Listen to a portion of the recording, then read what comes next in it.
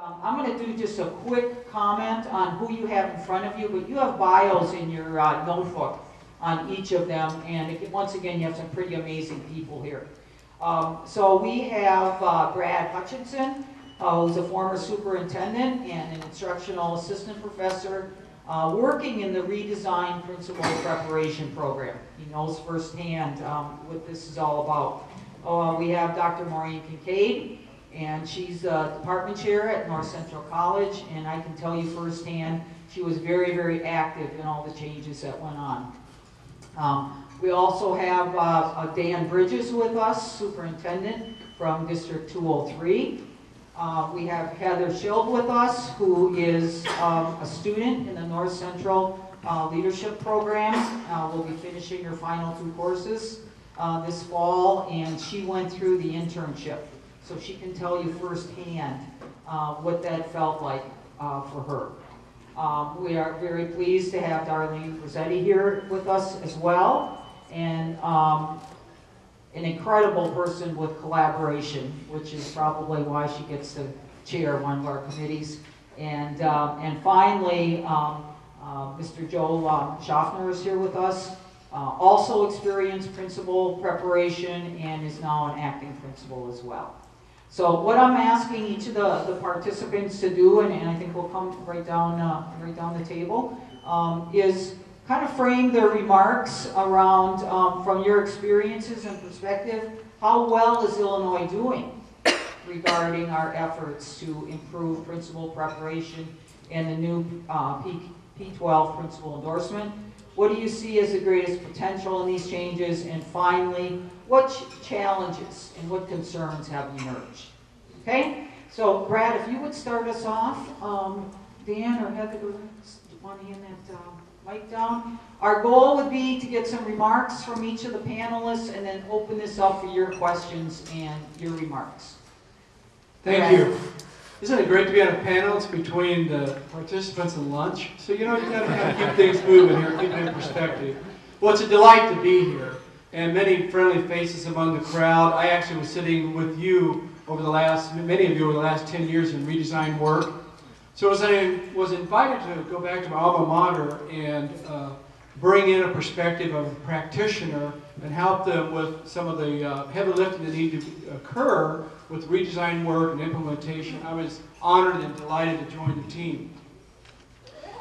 And specifically, my good friend and mentor, Norm Derflinger, and I had the opportunity, we were invited to co-teach the first cohort, principal cohort, which was launched last year. What really strikes me about the candidates in this particular program is their passion. Their passion for learning, their passion for student achievement, and their passion for building capacity within themselves and others. That is at the heart of what really needs to happen when we think about taking care of today's children. So that passion really struck me. As I said, this is my alma mater. So to say that the previous program wasn't doing a good job in preparing me, I wouldn't say that. I have 4 certificates from Illinois State University. But this is at a different level. And the thing that really impressed us and impressed the instructors and many guest speakers that have been around these 7 magnificent people is that they want to be leaders. Everyone in the room wants to be a leader.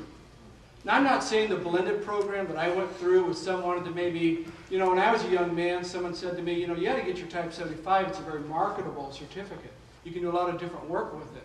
And, you know, there's some truth to that. I could be an AD or I could do a variety of things, department chair. These people are on the team to become leaders, instructional leaders. So that really struck me. Beyond that, you want me to hit all 3 questions at once, Kristine, or do you want to do one at a time? Yeah, go ahead. Okay. Beyond that, a couple things that really interest me as we look at the work. We started cohort number 2. I had 30, part of my job is recruiting. And I can see what's emerging, at least what I'm telling my team is, you know, there's a bandwidth around Central Illinois, around Illinois State University, that when you have a cohort, people have to commute. All of our courses are face-to-face. You're going to have like that 50, 60 mile radius.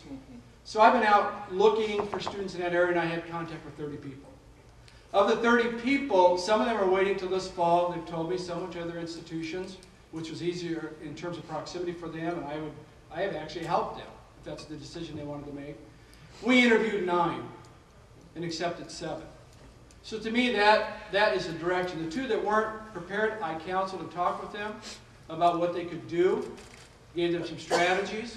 And the beautiful thing about this process, it wasn't me sitting there by myself. Members of our team gave up. Superintendents, principals from our region, they're on my advisory team, came in and they gave up their time to interview these potential candidates. So quality's coming in. So that struck me as being very unique. But as I say that, like was already mentioned, just supply and demand, looking at the numbers is something we're going to really need to think about as a collective group. So I did some research on this, and I tried to talk to a lot of different people, because that is exactly what they want me to do in my role at Illinois State University. Stay very current what's happening in the field. This is unscientific, but I did some dipsticking on like some positions that were recently opening around in my region. There was an assistant principal at a large high school. They had 51 applicants applied for that. So I thought, okay, where are we in supply and demand? So I really tried to look at this.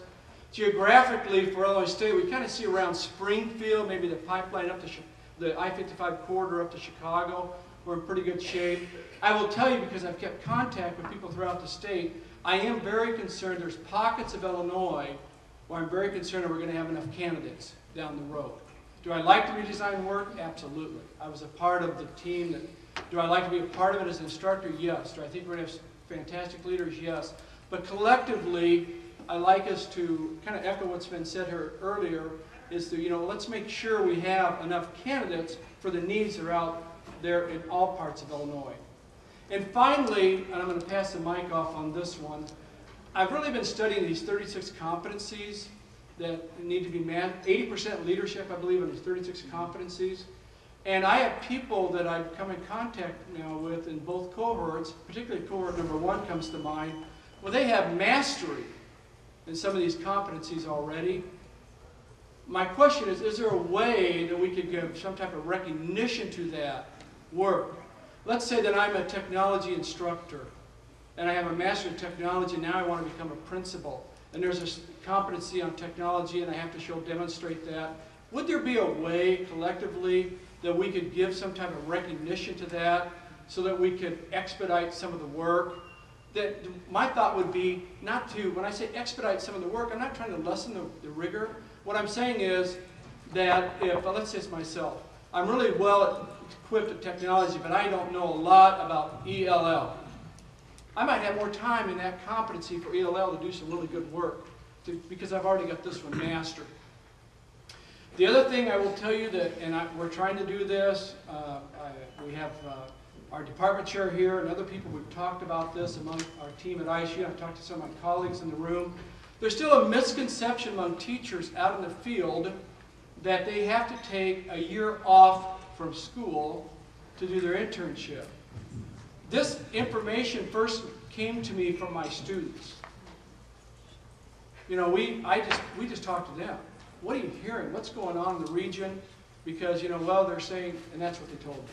So those are the things that I would bring to your attention to think about in this fine work, this learner group. And again, thank you. Thank you, Brad.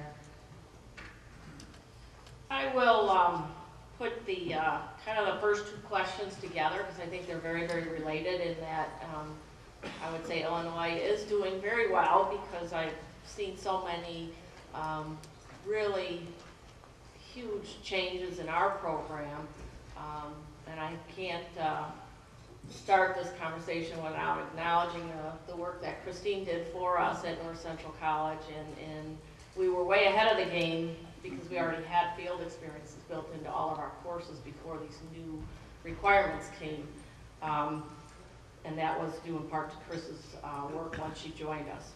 So I think, as I look at the greatest potential in the changes and how we're doing in Illinois, I would say, our program has always been viewed as a strong program, but it's gotten even stronger with the change in requirements. particularly, looking at the authentic experiences that are required of interns with the state requirements and also experiences we've built into the program, and the fact that we have a range of experiences and we need to be purposeful about monitoring that range so that we have candidates working across PK-12 as well as experiences with various populations of students. We have to be more purposeful about that. We were, obviously including some of those things, but I don't think we were always intentional about making sure each candidate had all of those experiences. So I think the authentic experience and the range of experience has been a tremendous change. The rigor, I would say, is another. We've always had a rigorous program, but we have been, kind of taking it to the next level in terms of rigor and in terms of making sure all candidates rise to that level of rigor with the use of the state rubrics, but then the development of our own rubrics and the admission process. So that's another area I would say. The partnership, we've had strong partnerships for many years, mostly school-based partnerships, and these changes really took us to the district level, and we started to develop district partnerships. And sitting next to Diane, who was one of our strong partners in District 203, and then Mike in the back with East Aurora, we have several other districts that we partner with, but I would have to say not because these two are in the room, but they are our strongest partners, particularly with the principal preparation program. So it really helped us to take the partnership to a deeper level, deepen that collaborative approach. We have them involved in the admissions process, slightly different, where we're interviewing separately with our District 203 partner, and then with East Aurora, we've been having them they have participated actually in the admission process with the candidates that they have coming through. So each partnership is different, but very, very collaborative. And then the fact that they are being intentional about identifying these principal mentors that our candidates will be matched up with. So those are huge changes that have really increased the quality of our program. And I would say inadvertently our enrollment in our leadership program has increased. And I know there's been concern about a lot of decrease across the state, but being so intentional with our partners has actually brought more candidates to our program. I think I hit all of the areas that I would say were the greatest potential in the changes.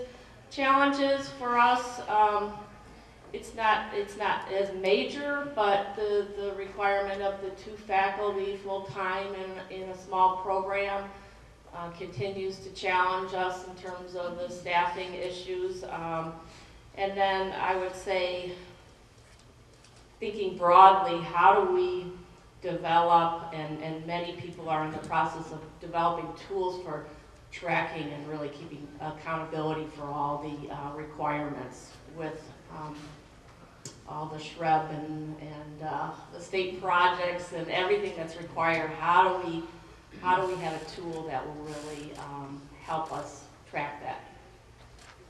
Okay. Thank you, Maureen. Dan? Okay, good morning again. Dan Bridges, Superintendent of Naperville School District 203. I guess I'm the one who's stuck up here with this impressive panel, so I'm happy to sit in the middle of it. Just kidding. North Central College is a tremendous partner of Naperville School District 203, and the reality is that I don't think we can help but be partners because the campus for the college sits right in the middle of our school district. And the relationship of the college to the city, the school district to the city, and then all of the entities together is just so important, not just to each other, but to the fabric of our entire community.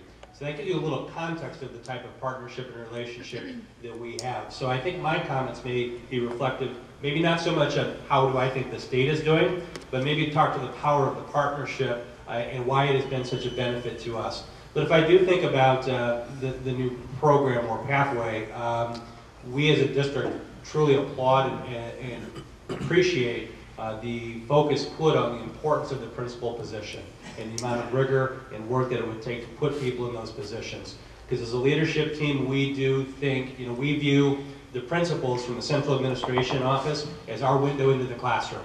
We don't have the opportunity to be in that school and in those classrooms every day. So for us and for me, the most important lever I have are my principals. So we have to ensure that we're putting the right people in those positions.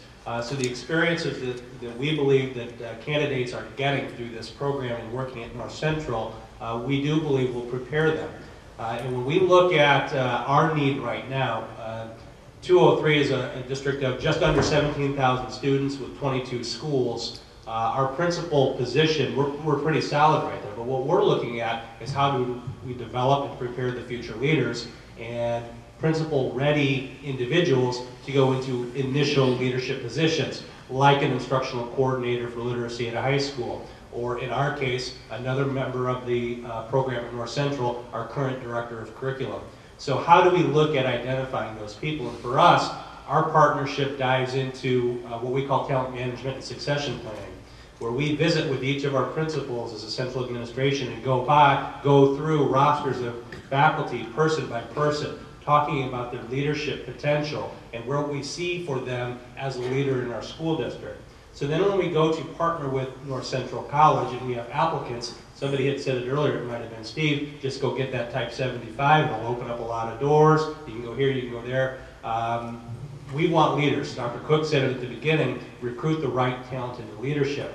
So for us, the talent management process and the succession planning is that first door to beginning the partnership with North Central, because then when applicants on their own go to North Central, we have a conversation about, is that somebody we see in a leadership position that we're ready to support as a school district? Because we have to think about that commitment of the principal mentor. And I'll come back to that in a little bit. What's our need? Are we going to have positions? Do we want to invest that type of money, support, and resources into this person for us or for some of you or for other places? And so that's an important conversation for us to think about, because principal positions, leadership positions are finite in our school district. But the experiences and the potential for us, we believe, is fantastic, because it allows us then to talk about, we see you as a potential leader in our school district. We think you could be a principal. Here's a program. Let's talk about you getting into this program and how we can support you in partnership with North Central College. An important shift for us that took place at the same time was a look with our Teachers Association on how we compensate and reward teachers. And that's trying to move away from the direct step and lane, the longer you live, the more you make, to rewarding our staff for the contributions they make to our school district and our community. Our Board of Education's philosophy is, we'll pay what we need to pay as long as there's contribution to the organization. And for them, that contribution has to be an impact on student achievement. So that helps us in our partnership with North Central to be able to talk about, again, who we see as the leaders in the leadership program to be future principals that we believe will make a difference. So we view this as our partnership, a lot of great potential. Concerns that we have. Again, it's the amount of time that we would take on mentors and really having a limited mentor pool. We do have some principals in positions that would not be strong mentors or would not be good for or not eligible really to be those mentors. So we're going to constantly, for a little bit, until we get more experience and more time in the principal seats, for some of our principals, going back to the same principals and other administrators to serve as those mentors. So we're concerned, knowing already how difficult and how time-consuming the principal's position can be, to add this layer into it, just concerns us from an administrative standpoint about overwhelming them. And then as we think about the landscape of the state of Illinois and the vast experiences and the number of experiences candidates need to have, we have an advantage in our school district because we're a P through 12 school district as a unit school district. And with 22 sites and multiple different programs, we can think about how we can strategically place or work with a candidate to get the experiences that they need so that they'll be prepared to not only succeed in the program, but to be a successful principal, hopefully for us someday in the future.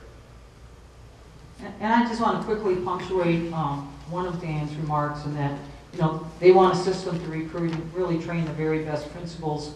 But I will tell you, the new admission process and their involvement in that process has also screened out people that should not be principals. And that's very important too, and that's messy. You know, there's nothing comfortable about that, but there were very tough conversations that went on to say these people were not ready to be principals, and they, you know, and in combination with our efforts, I think, were courageous enough to say we cannot support, you know, that person. Heather, and I'm so fond of Heather being here. She's been in our program. I really think she can tell us firsthand, you know, what these changes were all about. She's exceptional, and thank you so much for being here. Hi, my name is Heather, and I've survived the redesign. It's nice to see you all. I think that we've turned a really good corner in the way that we prepare principals. I've now been out of my undergrad university experience for about 10 years, and my first master's degree was not my Type 75 for a reason. At that point in time, people would refer to a Type 75 as a fake degree, or an easy degree, or a way to get a pay raise, and that was not something I was interested in pursuing. So I got a different master's that I consider a pretty real degree and something that I'm proud to hang on my wall. And then after that, I wasn't done with school yet, because I like learning. And so at that point, the redesign had started and gotten initiated, and at that point, I decided that this was something that was worth pursuing professionally, and also something that I was interested in because it was more highly regarded at that point, and it wasn't seen as something that was super easy, that anyone could do, and that was an easy way to climb the pay scale, and something that people would elect never to even use. So it was interesting because as soon as I mentioned to my assistant principal a few years ago that I was interested in pursuing an educational leadership degree, I was hired into an educational leadership position. So my position here is a little bit different, and I can speak to that as a way that I think that we should start to pursue the way that we treat teacher leader candidates.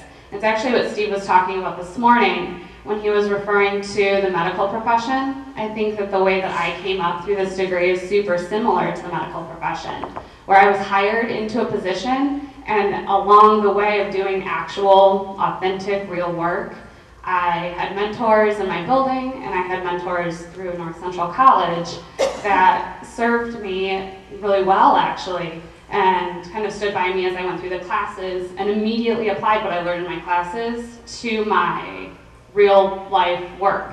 So it gave me purpose that I don't know that I would have had simply sitting in a classroom and hypothetically thinking of ways I would apply these things.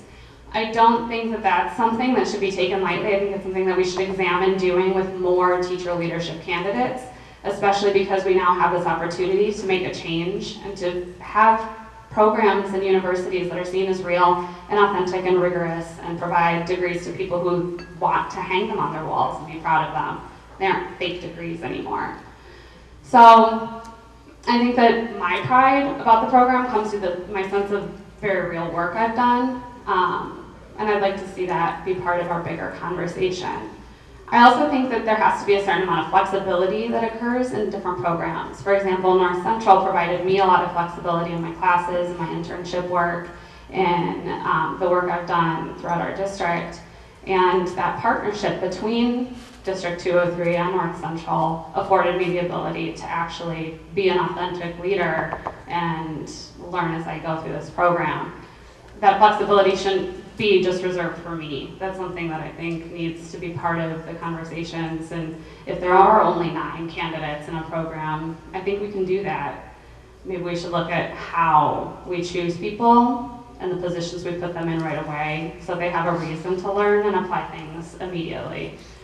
So I've got some pretty clear opinions on how we can do that if you'd like to meet me in the parking lot during lunch. But for now, I will pass the microphone along. Thank you. How do I follow that? That was great. That was great. You know, a theme, a constant theme that has that we've heard right now is the concept of partnership. And I will tell you from my perspective, some of the best professional growth that I have seen in teachers and an administrator has come from the concept of a professional learning community.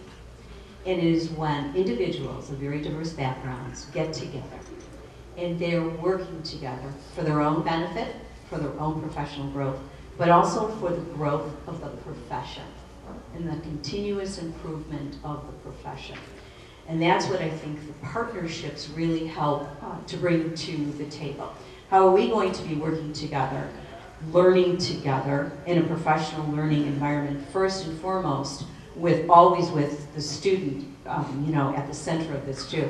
How are we going to be supporting those principal candidates from the very beginning, not just from the very beginning, but throughout their career, and continuing to have this system support them in a way that's going to guarantee that every child in the state of Illinois has the best teachers, has the best principals, and has the best learning going on within their schools. And so I think this concept, again, when I think of partnerships, I think of it as a professional learning community with the entire system supporting the individuals and also supporting our profession as well. And I think I think a lot about this too, because we're in a very compliance mode everywhere. And so and there's a lot of checklist type of things, going on. And I heard Jason talk about, these are the things that have to be done. These are the things that have to be done. And that's the compliance piece. But along with that compliance piece is the competency piece. And how are we working together, to make sure that both are going to be adhered to, both achieve, we have these highest of the standards here. And I think that's where the partnerships, and that's some of the work that I've seen happen within our role with the Regional Office of Education. We're working right now with 4 universities, and we have 4 districts that we're working with. And so we look at, what the compliance and the competencies, and we're more really in tune to how can we help to facilitate, how can we best communicate what needs to happen, how can we provide the support and the training that affords the opportunity to continue to move the individuals forward across the whole system. And so we see the challenges becoming where we have to continue to learn to become, as a state, a professional learning community on behalf of our profession. Thank you. If you ever ask me back, I want to sit in that first chair. They said a lot of really good stuff. I actually came into school administration late in life. I was actually pretty old. I was almost 40. And when I came into, I had been teaching for some 16 years, and had a unique experience because I started off in a program that was once in Chicago called Launch, which is a principal prep program. And I had great experience with mentors, principals, and through that I got my first administrative role as an assistant principal. When I got that role, I signed up for the UIC doctoral program, of which I'm in the last stage of that. And I think that one of the things that have happened over the last 10 years of being an administrator is that I think that is done well, is that the acknowledgement of the role, the scope of the role with the 36 competencies is just, I think, a really encompassing scope of what the job is. I think that it gets it. I mean, it gets all of the pieces. I also think that while that is it's true, it also introduces the potential for what we could do better. And I think that would be that, quite honestly, in order to be qualified, you would create a portfolio and create the right interview questions, but it's going to be very rare that you find a candidate that has 36 competencies. And I say that only to say that it needs to be safe to be transparent about your weaknesses. It needs to be that we acknowledge that when you take even the role of principal, that you don't have to be at a place that doesn't acknowledge your continuous growth. And I think that a lot of strong possible principals are in classrooms, in our schools, but they are aware that they do have weaknesses and don't believe that they can step into that role. Giving access to those people with such strength, I think, is a critical piece. I think also acknowledgement of the scope of the people piece. You know, at the end of the day, and you have 36 competencies, but this is really a people business. It's about being able to navigate not only different frames, but definitely different relationships. And acknowledging that not everyone has that skill is, I think, a fundamental step towards making it not only more accessible, but definitely a path that people would be more inclined to venture. Do we have, I know we've gone over a little bit, do we have time for a few questions or comments? All right, first of all, you can see what I mean by an amazing panel, lots of different perspectives in terms of leadership. Can we take a few minutes then and get any comments you would like to make? If you want to direct that to any individual up here, just let us know. Let me open this up to your comments or questions. Would you like this to any particular person on the panel? Yeah, the young man in the middle with the exceptional, the one with the name. I'm sorry, I don't remember your name, but could you say more about how you're utilizing succession planning? And more specifically, I think in this process, after these folks are really trained, when they actually acquire an opportunity, talk about the level of support that they might be expected to get from you in terms of how you identify them as someone to fill your future openings. I'm Dan, by the way. Sorry, Lynne, sorry. No worries.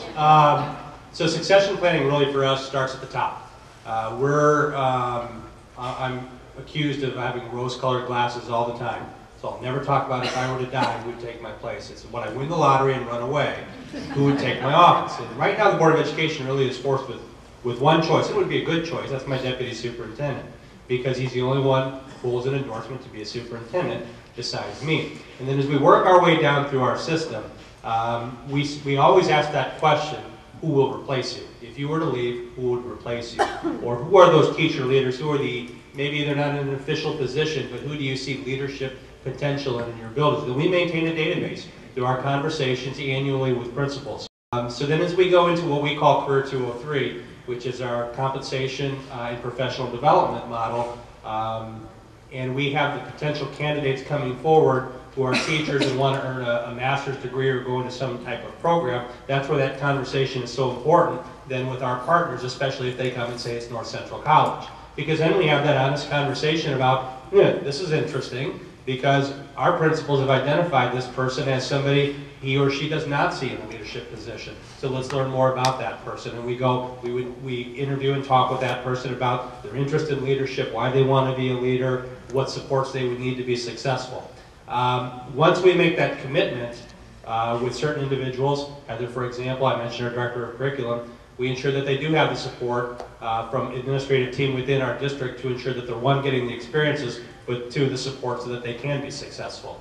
I don't know if I've completely answered that question, but yeah, pretty much. You kind of encapsulated what I thought was kind of going on. It sounds like to me that there's somewhat of an informal or /formal vetting process. Correct, yeah, and that's for, really, as we talk, just kind of system-wide, it's, again, I would love every leadership position that we have in our district, and when you step back and think about it, maybe it's not the best way to do that, but I want an opportunity for an internal person in my district to have a chance at any leadership position we have available to them. Certainly we have to think about our strengths, our disadvantages, where we need to diversify and round out our type of candidates that we have, but I want them to have an opportunity to look at that promotion, because we are investing time, tools, technology, and resources in their success. We'd like to reap that benefit from them. So that's how we commit to ensuring that they have a success. And they not only helped select a mentor, but they had a team of mentors at various grade levels. So when people like Heather went through being mentored, she had an elementary principal, middle school and high school, or a combination thereof. But again, we're not putting all this on one principal.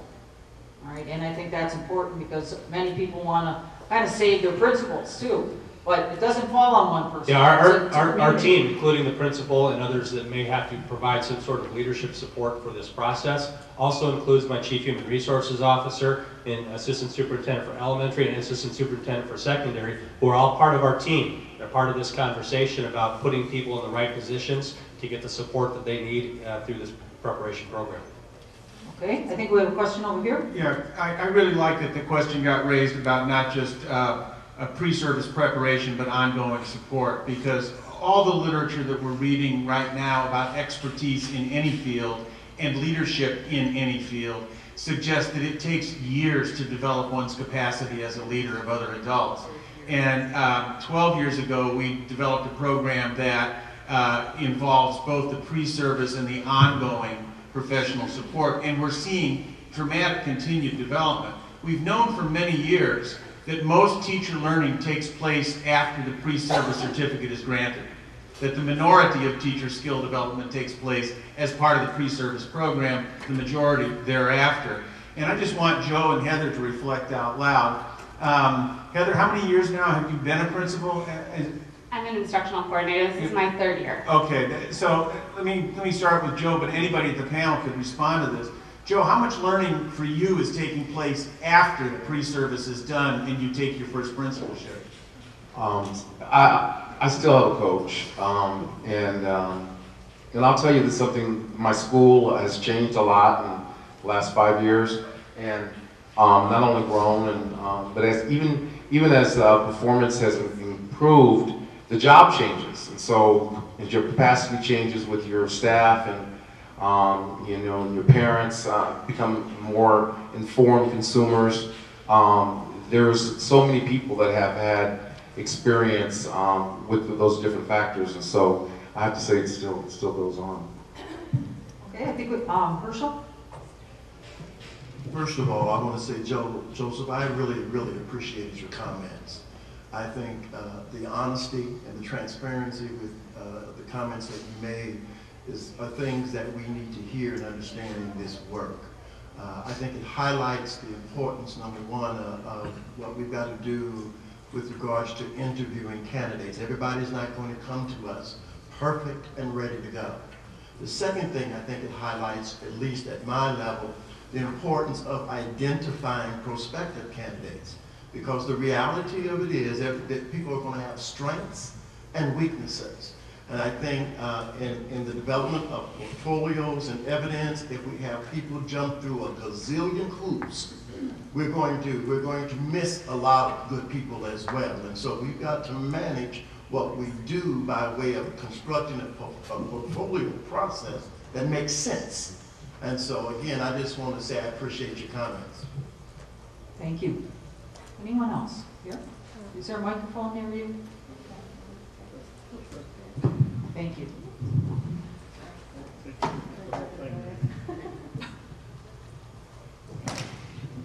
Hi, I'm Lindsay Cochran, McCormick Foundation. And I think I would address this question to probably anyone on the panel, but maybe more specifically Heather, since you're finalizing your time through the process. I think one of the things that obviously was a part of the redesign was the kind of interweaving early childhood, special ed, and ELL into the process. So I'd love to ask kind of where you've seen the differences and kind of comparing that to your undergraduate degree, and then obviously going through this and where you've seen kind of the interwoven development, child well-being, kind of making sure that in addition to the instructional leadership is also part of what you're thinking of now as a almost new principal.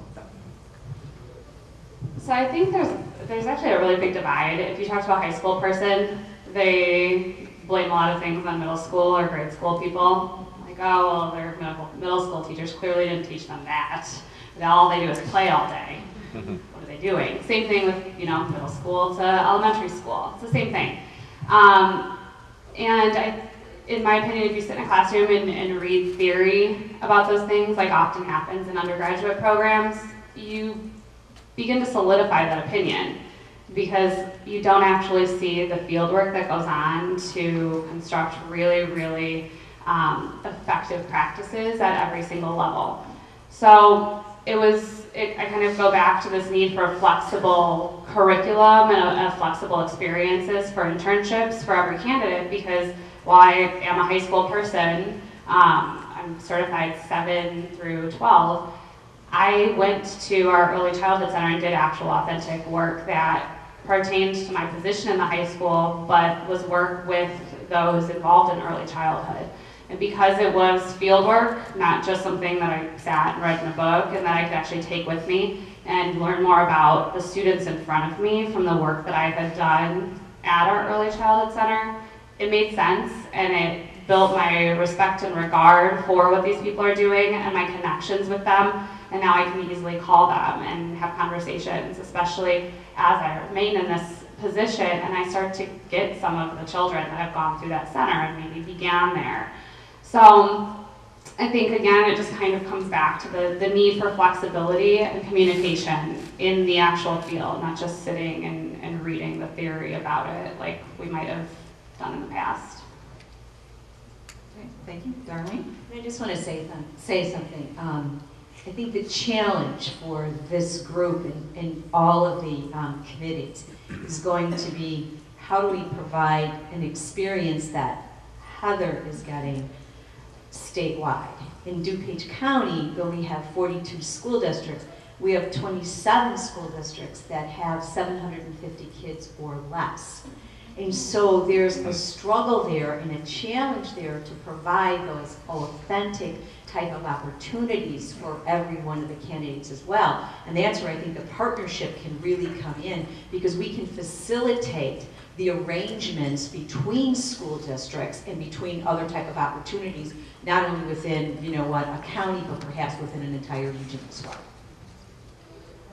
Well, I know we're getting really to the point of needing to take care of our needs regarding hunger.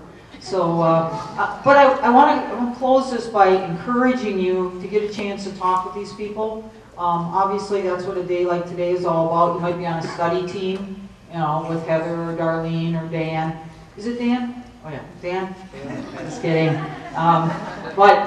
And more than that is to make some connections beyond today. There are a couple school districts in here that are doing phenomenal partnership work, and I know that firsthand about East Aurora and Dr. Mike Pop. So if you get a chance, his HR person participates in the admission process, so it's all that really deep partnership work that is going on that's so important. And we have our Quincy partners, Quincy and Western, are doing some phenomenal work together. And they're doing it intentionally. So I want to thank the panel. Can we thank the panel, everyone together?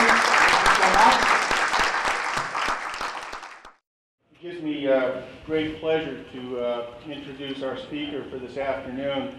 It's a real reminder that we in Illinois are not alone in this work, that we are contributing to the national dialogue as well as learning from others. It's a genuinely rich exchange right now. Grounded in the view that we can be doing better. Grounded in the view that if we're going to expect more from principals, we have to be expecting more from our principal preparation programs, and there are initiatives all over the country taking place to try to make progress on that front. No one is more familiar with these initiatives than Michelle Young, Professor in Educational Leadership at the University of Virginia. Dr. Young is Executive Director of the University Council for Education Administration, one of the most influential organizations in the country with respect to school leader preparation and development. It's an international consortium of research institutions with master's and doc level programs in ed leadership and administration. Michelle is a scholar as well as an activist. Not only does she work through UCEA to develop state level and local level programs, work with practitioner development, she also has focused her scholarship on issues of equity in terms of how schools can support quality experiences for all students and adults who learn and work in schools. And because of that work, she's recipient of the William J. Davis Award for the most outstanding article published in a volume of Edited Quarterly. For many years, Michelle has written the kind of work that those of us who are doing work on the ground in the field are reading. Most notably, she recently edited with a friend of ours here from Illinois, formerly at University of Illinois Urbana-Champaign, Joe Murphy, one of the most published people, along with Michelle, in the field of school leadership development. Joe, Gary, Rod Ogawa published the first handbook of research in the education of school leaders with Michelle. This is kind of a homecoming for us in a sense, because in 2005, when we had the Blue Ribbon Committee, the commission that IPHE was so instrumental in forming, Michelle spoke to that commission and gave, at that time, now it's 9 years ago, some insight into what the national picture was looking like in changes in school leader preparation. She recently completed a 3-year term as chair of the National Policy Board for Ed Admin and a 2-year term as secretary of the American Ed Research Association's Division A. There really isn't anybody in the field today who is as much a scholar and as much of an institutional change agent as Dr. Michelle Young. So we're really excited about having her here and giving us a little bit of the national context. Please give her a very warm welcome.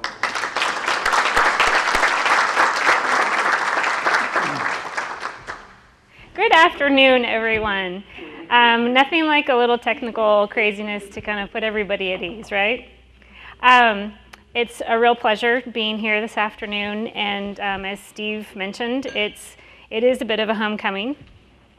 I was here for the Blue Ribbon Commission, and in fact, when I received a copy of the Illinois history of what you all have been working on, I went to my sliding roller of files, and I found this old red folder that said SELP on it. And I looked in there, and sure enough, there was my old PowerPoint and the agenda for the day and so forth. So it was interesting comparing that to today, because I think it says a lot about the real progress that's been made in the state of Illinois, and also just the sustained focus that you all have had on this particular issue is really impressive. And I think that it speaks to like the size of this group that's here today, and the different comments that were made by your panelists just a little while ago about the impact that this redesign has had. So it just sounds like really things are really going well, and I'm really thrilled to be back here again. So I was asked today to talk a little bit about what was happening nationally, and I thought it might be helpful to address a couple of different questions with you all.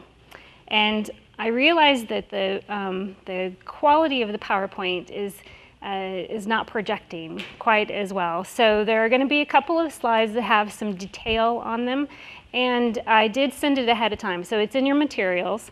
And in particular, some of the earlier slides have some lists of different universities and so forth that are going to be very tough to read up here.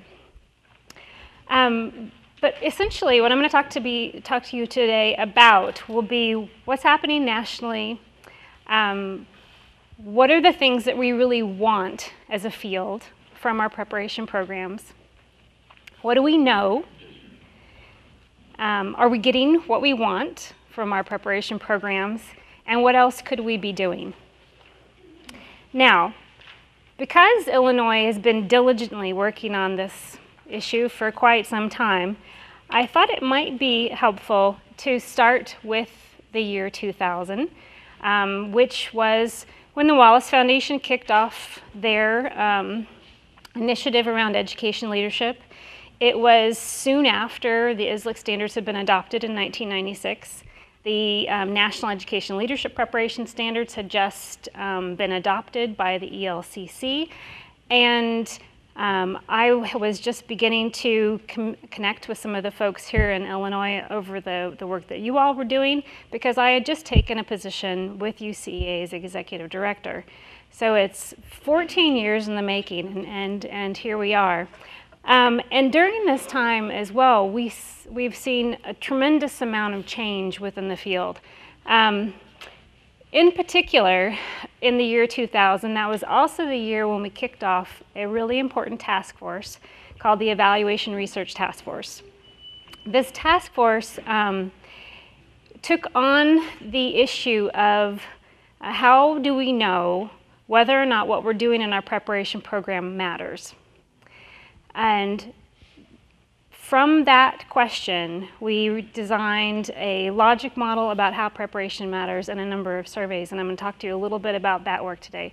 But that period, the period of the 2000s, was really important because there were lots and lots of critiques. There have always been lots and lots of critiques of educational leadership preparation. In fact, if you go all the way back to the 1950s and earlier, when the field was first getting established, you'll see there were lots of critiques. There were concerns about, not having rigor, just telling a lot of war stories, the pedagogy being really poor, and then you see 10 years later, very similar critiques. 10 years later, very similar critiques. So it's not necessarily something that's brand new, but what's different now is that we've made real progress in understanding what quality preparation looks like and also how to go about evaluating it. So that's kind of the story that we're going to be talking about today. So I thought one thing that we might start with in terms of a comparison is to look back just before the 2000s to around the 1991 period to today and look at what we have in terms of program growth. In 1987, one of the first blue ribbon panels, national blue ribbon panels, was put together. And they were concerned about the quality of leadership preparation. See, it is a pretty consistent theme. They were also concerned about the number of preparation programs that were of really poor quality. And so they did what at the time was considered a state-of-the-art review of programs. They were looking at things like theory, however, are these theory-based and so forth, which is somewhat a different question than we're looking at today. And they, at the time, recommended that 250 of the then existing 500 programs be closed. And depending on the state, some of the programs were reviewed and then closed. North Carolina is an excellent example. They had over 30 programs and they were reduced down to less than 10. But as you know, the way these things progress, over time, programs were reestablished and reopened, and we come again to a new time period, and Illinois has a number of programs, and then you all have put in place a way of reviewing programs and closing those that you feel like are not doing what they need to be doing in terms of preparing principals. What's interesting about this particular slide, though, is that we're seeing growth, but we're also seeing the development of a new sector, and that's the private for-profit sector, and it's the green line at the very bottom. And back in the 1990s, there really wasn't a private for-profit sector, except for maybe one or two programs that were kind of outliers. But within the last 5-10 years, we've estimated a pretty significant growth from basically nothing to around 200 of these programs that are operating either regionally or nationally.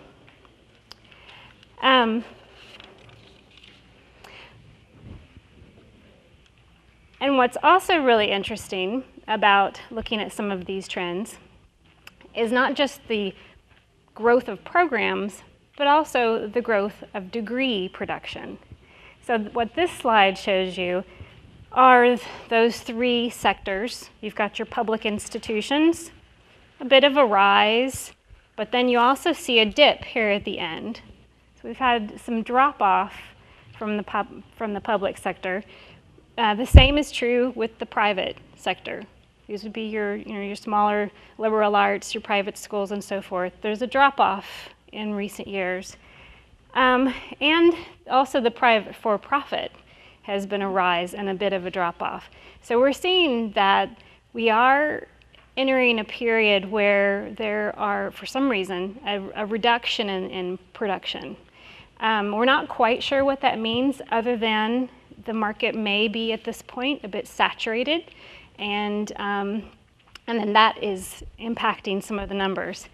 Another theory is that we have fewer individuals currently who are interested in taking on principalship positions.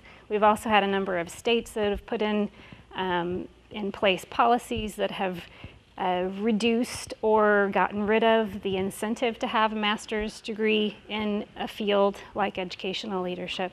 So there are a number of things that could be contributing to that particular trend. But not too long ago, in the state of Illinois, I understand, you had some pretty significant uptick within the private for-profit sector, and that was part of the context that led to some of the work that you're doing right now to really try and focus on program quality. And then, of course, in many states, too, you've got some significant overproduction going on. Even with the kind of the downtrends, you have preparation degree production really significantly outpacing the actual growth in student population. But here it sounds like you've actually got probably an annual need. I think Steve Tozer said something like 400 principals annually is needed, but was it Jason Helfer from the State Department was saying something like just under 200 candidates per year are being prepared right now. So I suppose that you're in a period of trying to kind of balance things out. So that'll be kind of interesting for you all. Though there are a number of states that actually underproduce. Texas is one, New York is another, California is another. And frequently what they do is basically skive off the other states in the region who are overproducing. So it does tend to balance out. But what really is important here is not necessarily how many are produced, but whether or not the individuals who are produced are ready to lead when they leave their programs. Because there is a deep concern, and I'm sure there's a deep concern here in Illinois, that a number of those folks who are certified and not practicing are not practicing for a reason. It's because they're really not principal material. And if they are principal material, they haven't gone through a preparation program that enables them to be ready to lead. So this slide, given our mutual interest in quality leadership preparation programs within the university sector, focuses on that particular area. It's really not very easy for you to see, but if you take a look at your handouts, you can see it a little bit better. The gold line at the very top, the gold line is comprehensive institutions. Carnegie classification, basically what this is the master's universities and colleges, though in recent years, many comprehensive institutions have added doctoral programs as well. These are your former teacher colleges, regional institutions. They've always been large producers, so they've continued to play that role. If you take a look at the three boxes, though, that I added on here, those are three trends that I just wanted to point out to you all. So the first one is that the research institution, the typical research institution in the past, used to be one of the more significant producers. But you can see that there's a pretty steep decline in their role over time. At the same time, there's an increasing role of other and an increasing role of your liberal arts one. And your liberal arts one typically are the smaller liberal arts institutions, sometimes private. They produce less than 60% of their bachelor's degrees in any area other than the liberal arts. So they're real capacity and focuses on liberal arts, and yet they're increasingly adding programs in educational leadership. Now, why would I point out these three particular trends? Rather than thinking about like the programs you know, and this program is great, and I know that this professor is wonderful, and the candidates from this program are also fantastic. Think instead about institutional purpose and capacity. If the research ones are doing less, and yet they have the more significant institutional resources, supposedly, they have larger faculty generally, and supposedly they're in positions where they can have more significant partnerships. And at the same time, you have an increased production rate among institutions that have less capacity, that typically don't have colleges of education at all. They might have a department or a program. And they frequently are operating with one or less full-time faculty. And depending on adjuncts, which adjuncts can be fabulous, if they're networked, if there's professional development, if the program is operating as a program and not as independent contractors. If you take those things into consideration and disconnect your understanding of individual schools with just the overall picture, you'll see that this is really somewhat problematic, and that states should be paying attention to this. That within your state, you should know about institutional capacity and how that fits vis-a-vis program quality.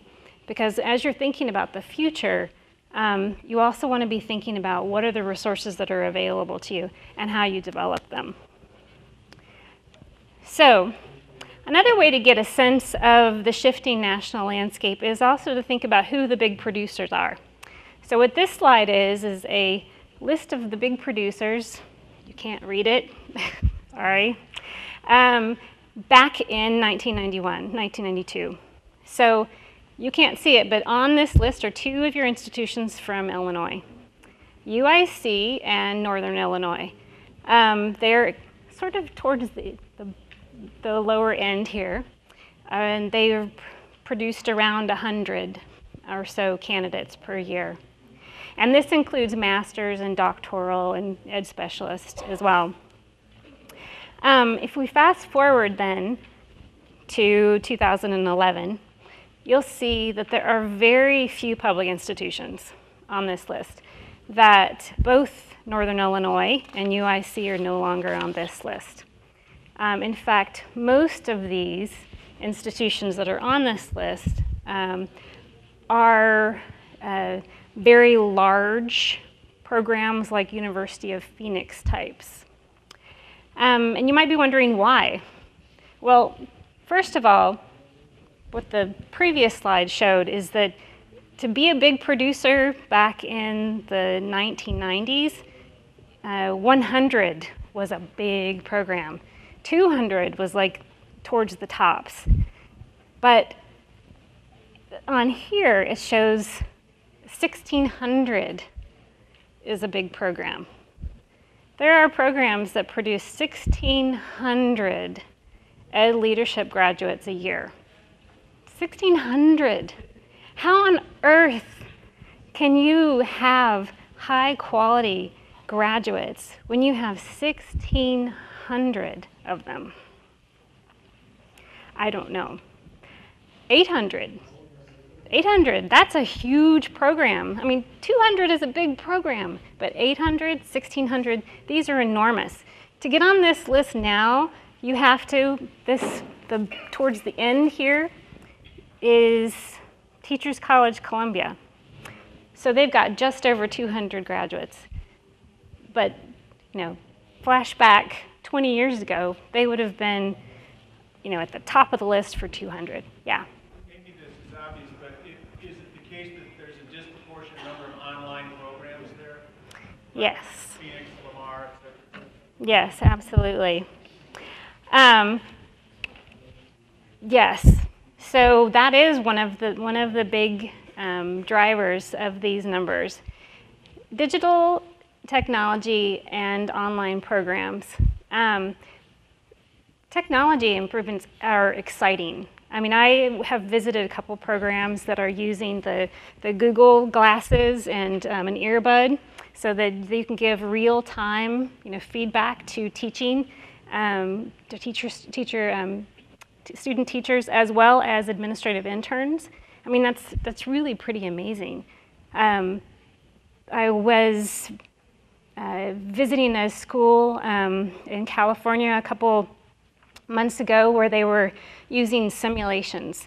It was very similar to Sim School, if you've ever seen that, and it was fabulous because somehow the students, the students in the classroom who were talking to this principal candidate, they had real personalities. I mean, it was really, truly amazing.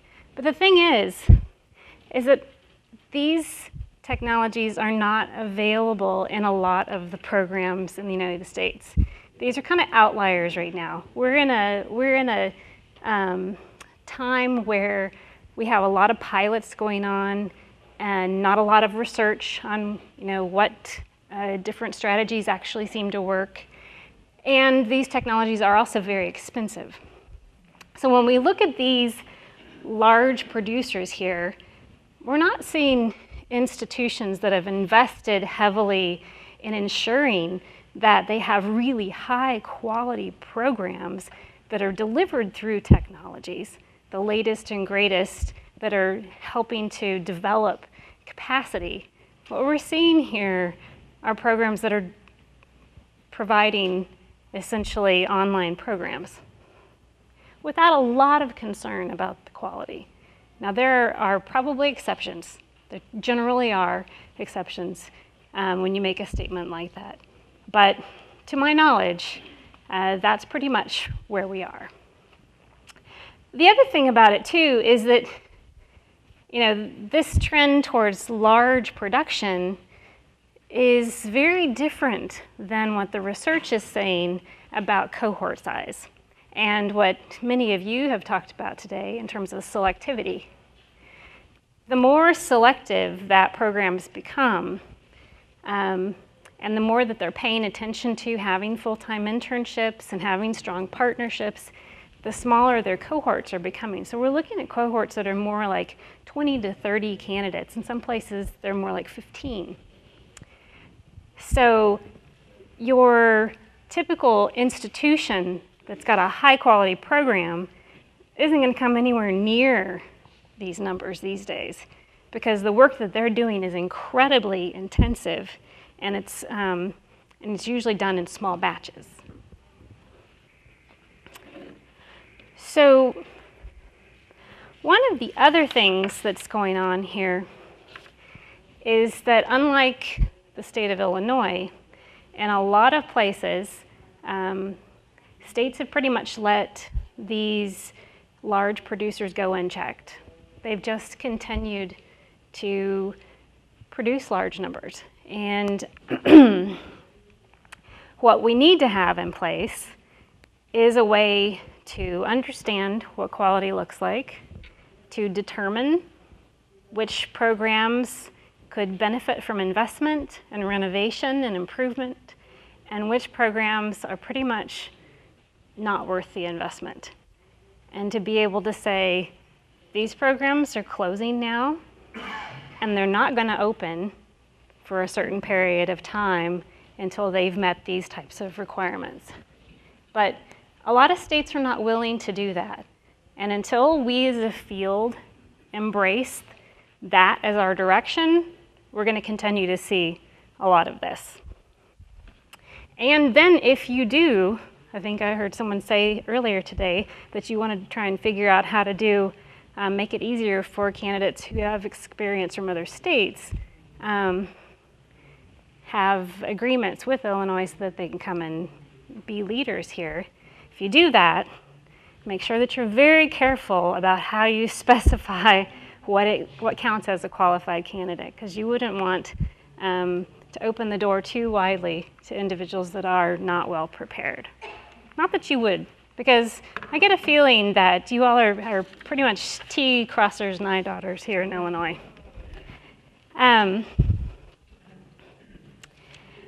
So I think one of the things that it's important to point out is that progress definitely has been made. So we know so much more, as I mentioned before, today than we did even in 2000, but definitely more than we knew in 1991 when some of these statistics were, when some of these tables first started. We have invested a lot of time and a lot of resources. Steve mentioned that Joe Murphy and Rod Ogawa and Gary Crow and I recently edited the very first handbook on research and education leadership. That was for good reason, because when we started looking into the research on educational leadership preparation, there was a lot of descriptive work, but there was not a lot of empirical work. And around the year 2000, that's when the Joint Research Task Force took off and started looking at the internship, looking at selection, looking at cohorts, looking at all the different program features, and then also started thinking about outcomes. And now we have a lot more information that we can base our practice on than we did even 14, 15 years ago. And then states like Illinois, too, through their work at a national level, through their affiliation with groups like the Wallace Foundation, have been able to share information and practices that the state have used, which enable us to get a better sense of, if we compare the different state practices, which seem to be a more effective set of policy levers that we might use as well. So the story's not just one of program expansion and degree production and variability in terms of program quality. It's also a story of progress, of gaining information, of innovation, of kind of some exciting program models that are being piloted and evaluated and duplicated, which really is kind of exciting. So I think it's really important that you all in particular really congratulate yourselves for some of the really hard work that you've done here. And then recognize, which I think you all do, that the journey's not over and the work's not done, but you're definitely making progress. On a recent panel, I was asked to comment on the progress that university preparation is making. And it really depends on the sector, because in those programs where they're collecting data and they're using that data on their preparation graduates and their current candidates and on their programs to make decisions about how they're going to change their program, how they're going to expand it or shrink it, how they're going to change different courses and so forth. Those programs that are actually using the data and are engaging in conversations with their colleagues and are looking at areas where they do have some deficiencies and really trying to make some significant improvements, those programs are doing really well, actually. We're seeing almost a renaissance in terms of what preparation can look like. But there's a whole lot of other programs that really don't know what they need to do, or they don't have an affiliation with either a statewide collaborative like you all have, or a national organization like UCEA, or the institutional purpose is not necessarily to promote quality. Those programs are not doing so well. And in fact, they're probably more like the majority than we would like to admit. So when you think about where you are in Illinois, it sounds like you're actually sitting pretty in comparison to a lot of states. But you all have decided that you're going to do something about preparation program quality. You have begun to think about how it is you're going to work collaboratively to create your study teams and to think about what these different things mean, this research that's been done elsewhere means for your own context. That is progress, really. And I would imagine then come a few years from now that you're going to be looking at your program and thinking, this this is really something that I can be proud of, and my graduates are graduates that we can be proud of because of the work that they're doing in their schools. Now, one of the challenges that we have faced as a field has been this particular question of what do we want? Back in 2001, UCEA established the second National Commission on Educational Leadership Preparation.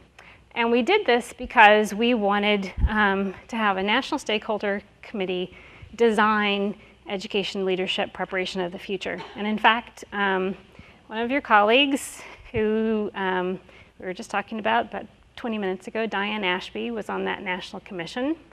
And she helped to spearhead some of the conversations around program evaluation, actually. But as we were sharing ideas, concerns, etc., we realized how very little about the educational leadership preparation field empirically. We had lots of great stories, we had great ideas about what we could do to improve it. We knew from professional experience some of the things that were of concerns to us about current graduates. We had current graduates at the table telling us about some of the things that they felt we could have done a better job within the higher education sector. But we also realized that we needed to do something about getting a better sense of if we're going to say X, Y, and Z work, we really need some data to back it up. So we developed a research and action agenda, which has actually paid off. And you can see, I think it's interlinked into some of the work that you're doing here in Illinois. It's definitely interlinked into the work that we do at UCEA. And I think that it has helped us answer the question of what do we want. Because obviously what we want is quality leadership preparation. But behind quality leadership preparation is a knowledge base, a sense of what powerful learning looks like, but then also a system of support. Because preparation doesn't, as you know, just happen within universities or whatever the preparation provider entity is. It is best described as a partnership because there are so many different pieces of it. It's so incredibly complex. It's not just about sitting in a classroom and learning content or theory, as our colleague put it earlier. It's also about connecting content, knowledge, theory into the practice and being able to get feedback on that so that you can improve and so forth. So, what is it that we know? I've said that we've had a real increase in our knowledge base. One of the things that we definitely know more about today than we did back in the year 2000 is the role of leadership. I think it was much more likely that people would say, yes, leadership matters back in 2000, but then not really mean it. A lot of people really, they mean it when they say quality leadership matters today. And you see it in education policy at the federal level, you see it at the state level as well. But we also know more about how it matters. So we know that it matters in terms of teacher job satisfaction. We know that it matters in terms of organizational commitment. We know what it is that leaders do that can actually help to improve teacher practice and enhance student learning. But we also know that the more we know, the more questions arise. Like, for example, a lot of questions are raised about, great, it's wonderful to have these kind of generic sense of how leadership matters, but what does it look like in my context? How is it different within a turnaround school versus a small rural school versus an elementary, middle, or high school? What is the grain size of the practice? You know, how do we actually move things when we don't really know what it looks like?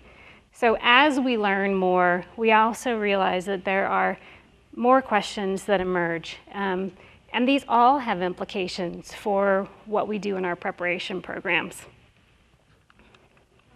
We also know more today about effective leadership preparation programs and what the key features are of these preparation programs. So these 6 features up here are the ones that have the most significant influence on leadership practice, according to our research. And at the end of last month, I was sitting on a panel for the National Council for State Legislators with Representative Rick Glazier from North Carolina. And if any of you are familiar with the North Carolina bill that he authored, it's really pretty significant. Similar to the work that you've done here in Illinois, the bill looks a lot like this. They've incorporated many of these different features. In his description of the selection process, I was really, really taken with. Both at the University of Virginia, where I currently work, and the University of Texas, Austin, a number of UCA institutions have moved towards a multi-stage process for selection. And what Representative Glazier described was a multi-stage process that involved a application process and a review by a panel, and then a set of behavioral interviews that involved some problem-based scenarios. For example, interacting with an angry parent about a child's behavior or something. And it was like an on-the-spot type of inbox. And the panel evaluated how well the candidate did. But then they took it a step further, and they said, so now we want to debrief with you, similar to the way you might debrief with a teacher after they've had their teacher evaluation. You know, why did you do this? What was your thinking behind it? If you had to do it over again, would you do the same thing? And so forth and so on. That's somewhat similar to the way that at the University of Texas that we did selection there, where we gave the students a group of data and then asked them to tell us what they thought. If they were to identify 2 to 3 problems and opportunities, what would they be? And then after they had a chance to do that, we would debrief with them, like, okay, why did you make these choices? What would you do next? Okay, so what if that doesn't work? Then what would you do? Okay, let's say that doesn't work. What would you do? One of the things that these types of behavioral interviews allows you to do is get at not just the candidates' potential strategies that they're using, but also the value system and some of their beliefs about student ability and teacher ability that you want to be able to flag. And all it comes back to is this notion of intentionality. I've heard you all say intentionality 3 or 4 times today already, and I've only been here since 11 o'clock. And I think that's absolutely fabulous because it's one of the things that makes such a huge difference.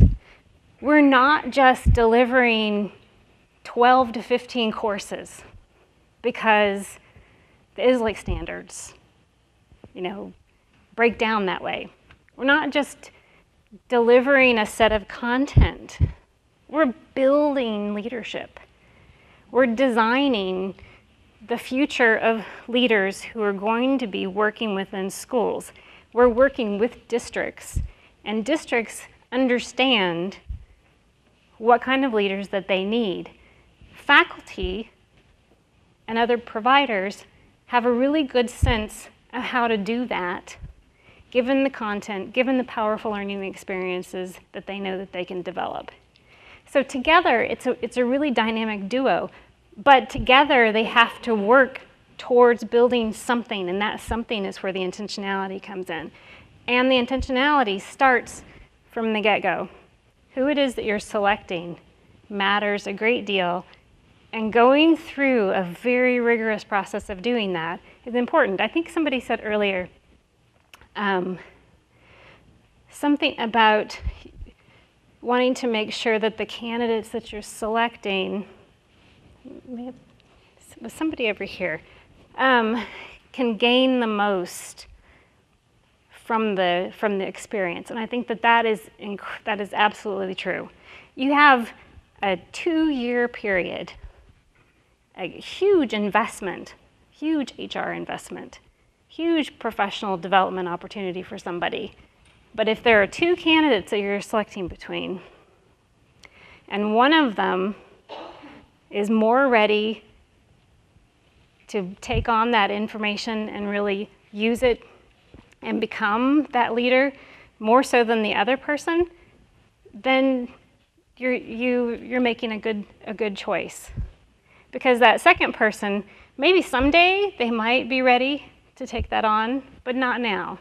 And you need to be able to understand the difference between those 2 candidates. And some of these selection processes will allow you to do that. So not on this list, you'll see, is the district partnerships. And it's really kind of interesting because it's implied within a lot of them. It's implied within selection, it's implied within the intentionality of the curriculum, it's implied within the internship, obviously, and the supportive structures. But for some reason, it's been difficult to demonstrate that empirically does make a difference, even though I think that we can all agree it's pretty much implied in each one of the ones that I just mentioned. So just a few words about the internship specifically. I think we have a lot of practices masquerading as the internship in a lot of states. And Illinois has a pretty stringent policy for preparation programs on the internship, if I remember correctly. And in one of your handouts, this is, and I'll talk a little bit more about it later, but this is a review of policies from all of the states and some territories looking at 2 areas, program approval and licensure. And basically what we're looking at were the different things within your state code that matter in terms of preparation quality. And in the rubric, I believe Illinois is one of 5 states that hit all of them. There are things like making sure that it's deliberately structured, the fieldwork is tightly integrated, your engagement with core leadership responsibility, supervision is by an expert veteran, you get exposed to multiple sites, it requires more than 300 hours. All of these things are indicators of quality. You're one of 5 states that requires all 6. So good for you. But in many places, the internship, basically if you're in a school and you have your principal sign off, you're good to go. And that's just really unacceptable. I mean, that's not an internship. That's something. That's definitely something. But it's not well planned. It doesn't ensure that you have ongoing opportunities to interact with a high quality leader. You don't get explicit modeling that way. All of these things have to be built into the internship. Research shows that the internship is one of the most powerful elements of a preparation program, if it's high quality. And I think that that's one of the things that we really have to work on, because the other thing about the internship, and I think somebody mentioned this earlier, is that they are expensive to do really, really well. But we do have some models that we can look to. So we have the state-sponsored models of fellowships that have worked in places like North Carolina and Mississippi. Unfortunately, Mississippi has discontinued theirs. That's unfortunate. But we've also had district-sponsored internships, like in the Denver Public Schools. We've had other districts, like in Texas, Austin, Houston, and Dallas will use assistant principalship positions as internships. And then we have a number of districts that also build into the contract. So you get into the preparation program, And then if you get selected for an internship, then you have to build into your contract that you will stay as an assistant principal or a principal within that district for 2 to 3 years. All of these have been tested and used. They are possibilities. They aren't necessarily a long-term solution because they still are placing the most significant fiscal burden on districts. And yet, I would argue that this is really a state responsibility in many ways because you're, for the most part, developing leaders for the public school system within the state. And what we found, because principal preparation makes a huge difference, we have empirical evidence that quality leadership matters in terms of leadership practice, how strong a leader is, also leaders' retention within a particular position, and then finally, and probably most importantly, stronger teacher quality. The strength of the teaching team at a school, they select better teachers, they retain better teachers, and they develop better teachers over time. So, in a way, improving preparation, supporting internships is a really smart investment on the part of a state. So I really hope that states like Illinois, which are leading the nation in the area of quality leadership preparation, will consider trying to figure out a way to put in place some statewide fellowship programs to support high quality candidates.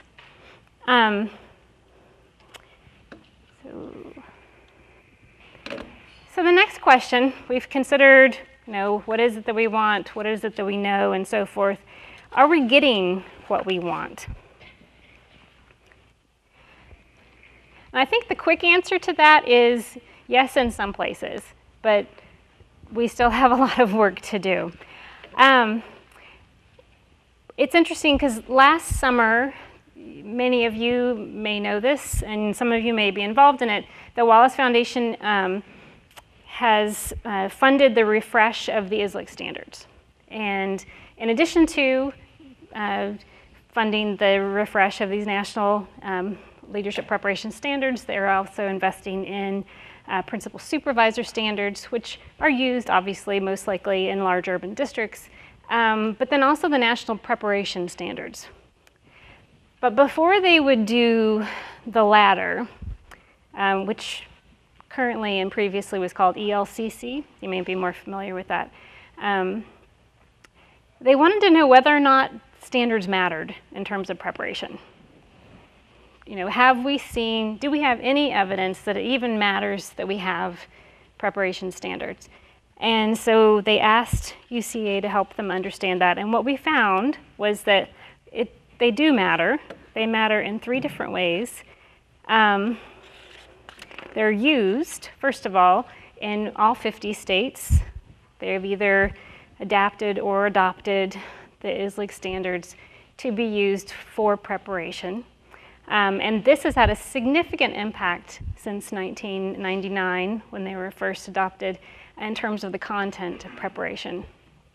So before, there was much more variability in terms of what a program looked like from state to state to state in terms of content. There's still a lot of variability in terms of what they look like, but in terms of content, they're pretty similar. Second, we found that a lot of states are using them for program approval, either the adopted version of ELCC or an adapted version that also includes the state leadership standards. But they're also being used by professional associations, national accreditation, and by a number of state teams for program review and redesign purposes. The UCA membership standards, in fact, is a really good example of this. UCA's standards include both preparation content standards and feature standards. They're used for initial reviews of programs. We also use them for program development. And most recently, last year, in fact, 2013, we established the first national award looking at exemplary preparation. And these are also aligned to these program standards. One of the things that's really beneficial to this is that we've been able to design a number of tools to support this. We have rubrics that break down what quality looks like for each one of the different program features, what it looks like to have some of the components that you would want in place, but not all, etc. And then we also have other things like curriculum mapping guides for programs that are in the midst of redesign and so forth. And these are all available free on the UCA website. And the National Preparation Award is kind of exciting because it's an opportunity to really promote programs that are really high quality and to hold them up as exemplars and models. And last year was the first year, this is the second, and each year we've had 2 programs that are co-winners. And the University of Illinois Chicago was one of the very first co-winners with the University of Texas San Antonio. This year, the co-winners, which we just learned last week, are the University of Denver, with the Ritchie program, and then North Carolina State's Northwest Leadership Academy. What's really interesting about these programs is that they are so different from one another. They serve very different populations. But even though they're very different, they have some commonalities that are so important. All of them are engaging in really significant evaluations of their programs, which they use for program improvement. They have strong partners with districts. They have very strong selectivity and really strong internships. So if you take a look at the program features that we had up here earlier, even though these programs are different, they serve different contexts, the way that their program looks in terms of some of their content is different, those features are the commonality. And it comes back to really investing in trying to ensure that your program is of really strong quality. And I think that those features are a really good framework, and I was glad to see that most of them are incorporated into your Illinois project. And in terms of evaluation, I mentioned earlier that UCEA has been working since about 2000 on developing a logic model for preparation. And so what you have here is that logic model, and it's in your materials as well. And there are 3 sections to this. So mainly what I've been talking about so far is program features. So that's that blue section, which also actually needs to include your candidate characteristics as well. So those are preconditions. And in addition to your preconditions, you have your outcomes from the program. So this is what the candidate learns, what they do, and whether or not they actually get a job. Those 2 sections are some of the most important in terms of engaging in beginning program redesign. And then eventually, once your candidate has been in the field for a couple of years and they've been having an impact on their school, then you add the final section, final phase, which is the impact on the school community and on student achievement. We have also designed a set of surveys that support data collection within the first 2 phases, and UCA is in the midst of working with new leaders on the development of a tool for incorporating that 360 evaluation of a preparation program with state level data. And we'd be happy to share any of those materials with you. In fact, in your on your areas, there's a brochure that has a little information about the Inspire 360, which is the program surveys. And essentially what they are is a preparation program edition, which gathers information about your preparation program. Then the graduates basically, they're surveyed about what they learned from the program when they finish. Once they are practicing leaders, then they get the Leader in Practice edition. And then the final edition is a 360 component, which is given to their teachers and their supervisors. All of these are aligned back to the quality features of a preparation program. But what's really nice about this is that you then have a number of pieces of outcome data that you can use for program improvement. Things like understanding how well your candidates are advancing into their careers, what it is that they learned. All of this information is helpful for you as you begin to think about how you're going to change your program, whether or not any of your individual courses need to be adapted or changed, what your candidates are actually learning, what they're not, whether or not the sequence needs to change, and so forth and so on. This is exactly the kind of information that programs need in order to be able to engage in really serious redesign. And another value added is that because it's centrally administered, it also provides the program with the opportunity to look at their progress over time. So I could look at our program over a 5 or 10-year period. I can also compare my program to other similar programs anonymously, obviously, and be able to get a sense of how things are progressing over time. If we have 2 or 3 different programs that we run that have a different type of internship model, we can also compare how well our candidates do in the different models as well. So coming back full circle to an earlier comment, it's obvious that progress is being made in the field. And the other handout, the state level policy handout, I wanted to just draw your attention to one other thing within here.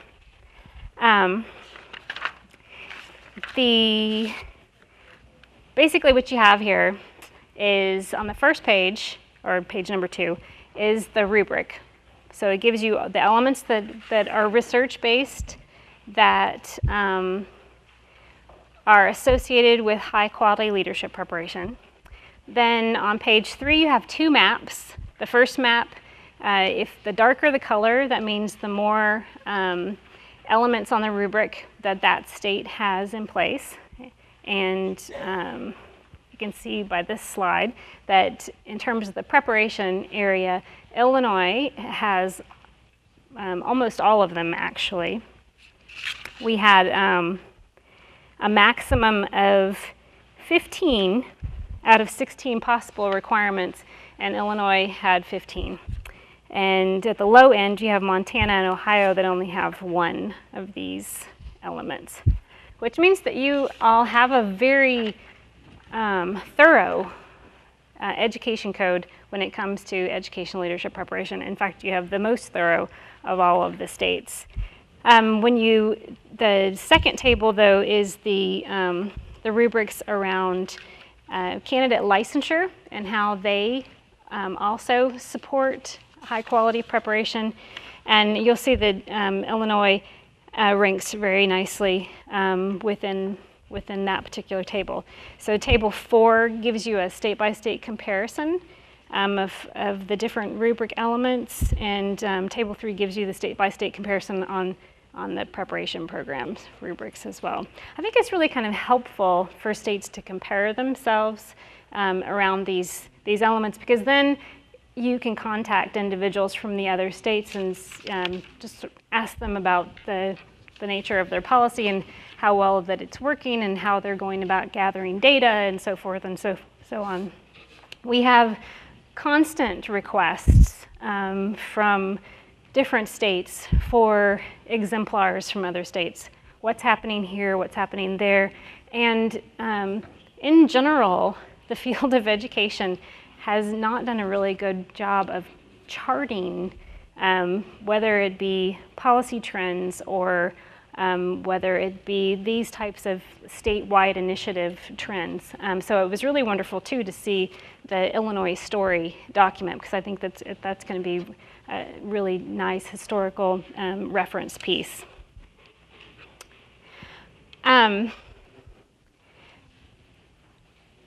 So, I'm getting close to the end here. One of the other findings from our work for the Wallace Foundation was that even though a number of the states had a lot of the elements from their rubrics in place, a lot of them had adopted standards, they had adopted a whole variety of different policies that had impact on preparation. Some states looked more like a patchwork quilt than a well-designed strategic plan. And I know that you all have a 5-year strategic plan on the agenda. So I would suggest that part of that plan involves a real thorough review of all of the different policies that have anything to do with leadership in the state, so that you make sure that they're cohesive and aligned. Because in a couple of states that we looked at, actually it's more than a couple, there were a number of policies that were in code or in legislation that were actually creating some problems in terms of progressing because they were contradictory, or they said the same thing but they required candidates or practicing leaders to do a couple of things simultaneously that didn't really make a lot of sense. So it's a really important part of thinking about putting new policies in place, is ensuring that they are cohesive and aligned and supportive of what you already have in place. And then I would just also say that there's also a big difference in terms of merely adopting a set of policies or standards and putting them thoughtfully to work. A lot of unfunded mandates are put in place. A lot of requests are made without putting in place strategic systems supporting them, such as data systems. Leadership preparation programs, universities are not good at collecting information on candidates. That is where state university partnerships, district partnerships are absolutely needed. There's a whole variety of things like that, that if we really want these things to happen, we've got to figure out how they're going to happen and put those systems into place at the same time that we're putting into place the requirements. Because otherwise we're going to be disappointed, because we're not going to make the progress that we feel like and know that we need to be making. So what else could we be doing? Now, I understand that this morning, my colleague Steve Tozer mentioned to you all something about how in 1910 or 1909 or something like that, that we in the field of education were very much like the field of medicine was. And I know that he also mentioned to you, what some of the critiques were. Well, I'd also like to share with you what the medical profession did to change things. Because I think that there are some things, some lessons to be learned. Yes, absolutely, the medical profession is different than the field of education.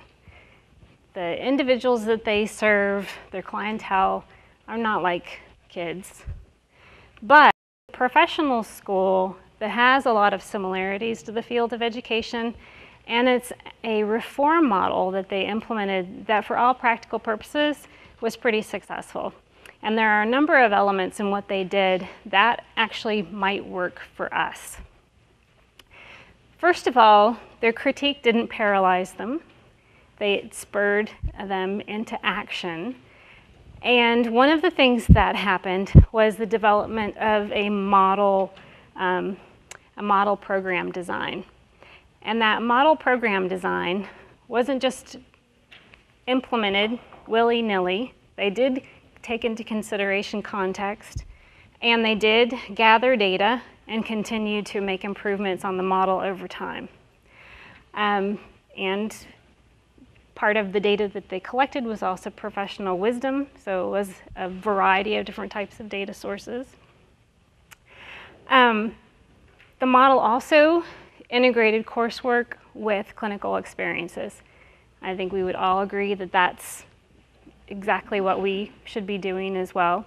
And it required the field experiences, the internships and residencies be conducted within these teaching colleges with expert researchers, surgeons, doctors. We can think about what the equivalent would be within the field of education for that particular strategy as well. And then finally, the changes were enforced through policies, state policies, federal policies, through accreditation, through the American Medical Association, and through performance-based licensure. So rethinking what types of candidate performances we would want to be looking at when folks finish up with their certification program. I think the same could be true within our field. I mean, you all have done some of this work already in the state of Illinois. What we really need to be thinking about, though, is how do we take some of these cases of reform models within the states? How do we take some of the research that's been done on the different strategies that seem to be working, compare them with other fields like the medical profession? The engineering profession actually has had some real successes in terms of their accreditation fields, and really think about what this would look like as a national model, reform model for the field of educational administration. Now, before we get too excited though, I mean, there are definitely challenges. There are really significant challenges that we definitely have to be thinking about as we also begin trying to figure out how to move forward with the information that we have. Funding formulas have to be addressed. In particular, colleges of education are facing funding formulas like they've never faced before that are requiring different things of faculty, are really pushing for larger cohorts when the research is showing that we should be having smaller cohorts. So these types of tensions need to be addressed. We've also got the key program elements that we know are really important are also the ones that are really expensive. District-university partnerships, as you all know, are sometimes individual dependent. You have a great superintendent who leaves, district folks that turn over, faculty that turn over. So trying to figure out what those formalized relationships look like that can live beyond the individual personalities is very important. Higher education faculty are usually amazing content experts, but they're not always experts in terms of adult learning. But those are areas that can be developed. So adult learning processes, professional development opportunities for faculty are really, really important. Time, this is huge. People are being pulled in a million different directions, and yet time has to be made for people to be able to sit down, talk about candidate data, talk about program improvement, sit down, not just the individuals within the university, but also those within the district too. State certification, as I already mentioned, it's really important that the policies that are put in place are all aligned and cohesive, and those programs that are out there that are the huge producers, we really do need to do something about them. And Illinois has demonstrated your will and your ability to actually tackle this problem here. And I would really be interested in seeing more of that activity at the national level. So none of those challenges are insurmountable. And in terms of taking the next step then, I would just offer these three big categories of action.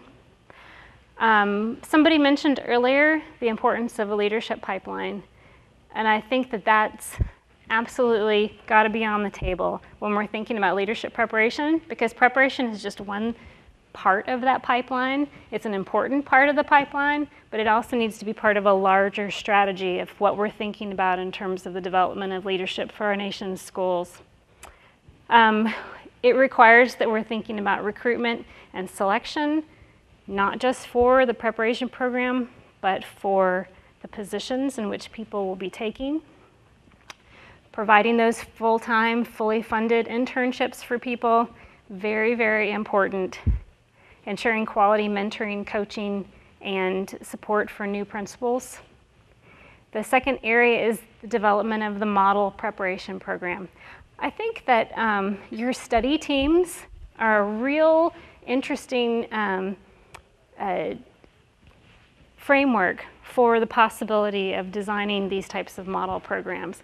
I hope you all will consider doing that, because the first part of it would be aligning, the programs to these different national standards and what the research says is really important.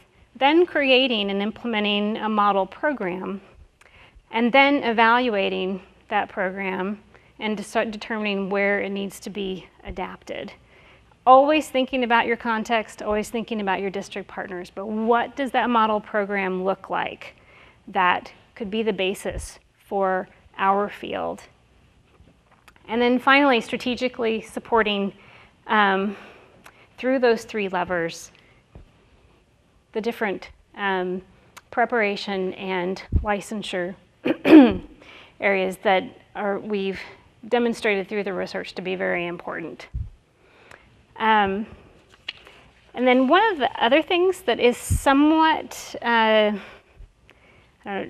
some states are less hesitant to do is to support national accreditation. Accreditation right now in education leadership, I would say, is not necessarily state of the art, but we're in the process right now of redesigning that. And so I would say to you, number one, it's a national opportunity for programs to be reviewed by practicing leaders and education researchers from across the country. It's in the midst of being redesigned to ensure that it has higher quality and rigor in terms of the assessments. And it's going to be also aligned with the new Islac standards. It's definitely a process worth aligning to and supporting. The idea of us not having some sort of national accreditation for the field of education just seems wrong. And while we want to continue to invest in it and make sure that it is of high quality, I think that by sort of jumping off of the ship is the wrong answer at this particular point. So I'd say stick with it and demand high quality.